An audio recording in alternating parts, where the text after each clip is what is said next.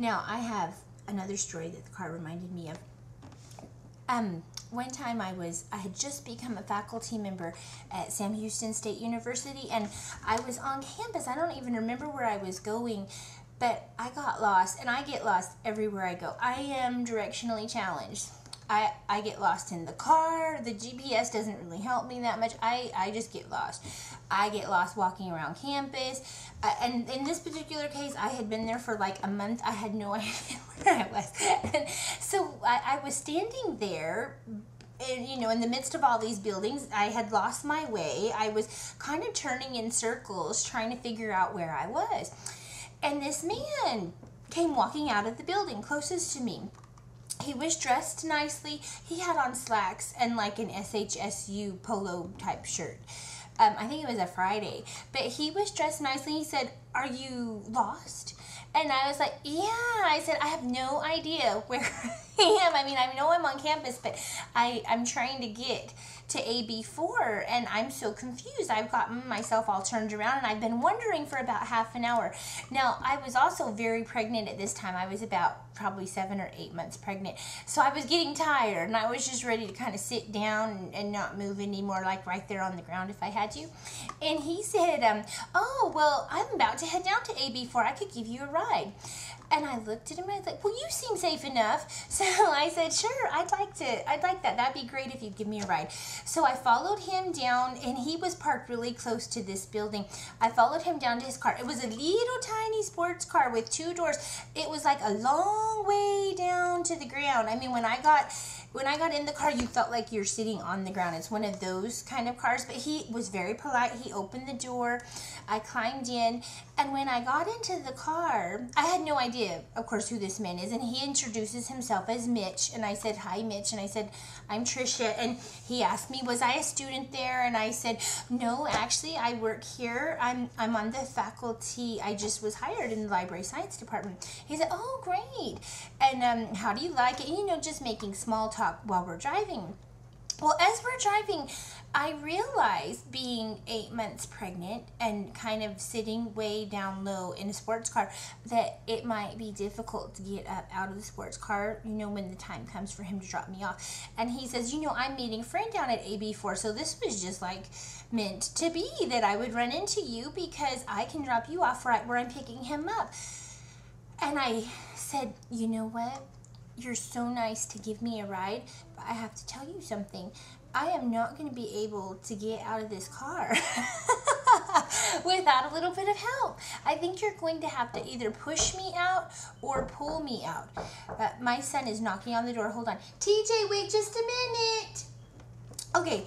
So anyway, we get to where he's going to drop me off, and I open the door, and there's his friend, a nice older gentleman dressed the same way, and apparently they're on their way to play golf, they tell me.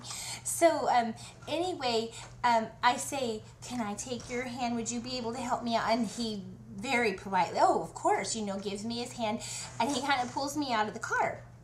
So I said that he introduced me. I couldn't remember his name because I was kind of embarrassed, you know, about not being able to get out of the car by myself. So I said, "Nice to meet you both." I went off into my office and didn't think too much more about it. A few months went by, you know, the whole semester went by. I had my baby, yay, TJ, the one who's at the door right now. He's 5 now. And I went to graduation, and I'm sitting there at graduation next to another faculty member, and guess who's up on the stage? Those 2 men. The one who gave me the ride in his car, and the other one who helped me out of the car, whose name I couldn't remember. And I turned to the faculty member next to me. I said, "Who are those 2 men up on the stage?" And she said, "Oh, that's the president and the vice president of the university." So I was like, "Oh, wow." I had no idea. Anyway, things happen. You just never know what might happen. Now that's my car. What I want you to do now is find an object in your house that reminds you of some story. It does not have to be a long story. In fact, 2 to 5 minutes is what I recommend for this assignment. You just want to tell a short story about something that happened to you based on an object that you see in your house. Now, for this particular story, we're thinking about things that we see, which is sight, one of our 5 senses. And I know that the 5 senses were mentioned several times in your textbook that you wrote. Thank you for that textbook. I'm going to try and get that published, by the way. But anyway, those 5 senses are important. You can really do this activity with any of the senses.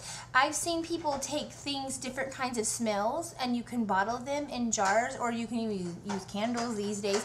And sometimes if you close your eyes and you smell a certain smell, it takes you right back to a time that you remember something that happened. It could be a good thing, it could be a bad thing, it depends on the smell.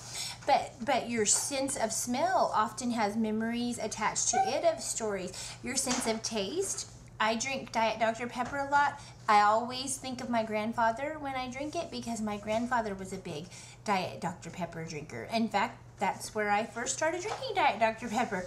So our sense of taste, any of our 5 senses, you can do this activity based on any of your 5 senses. But for purposes of this class, please find an object. Please videotape yourself telling a story that you're reminded of when you look at that object, and then post your URL. Go and post your video on YouTube and post your URL on the discussion board under Stories Are Everywhere for this class so that we can all see it. Now, don't be stressed out about this story. You do not have to rehearse this story. Oh, I didn't rehearse at all. I just came and I told you the stories as I remember them. These are memories, so it doesn't have to be like you've... In fact, sometimes when people over-rehearse, the story is not as good. It seems rehearsed. We want it to just be natural. Don't be stressed about this. Have fun. This is just a basic recollection. I can't wait to see what you do. Okay, I'll talk to you next week. Bye.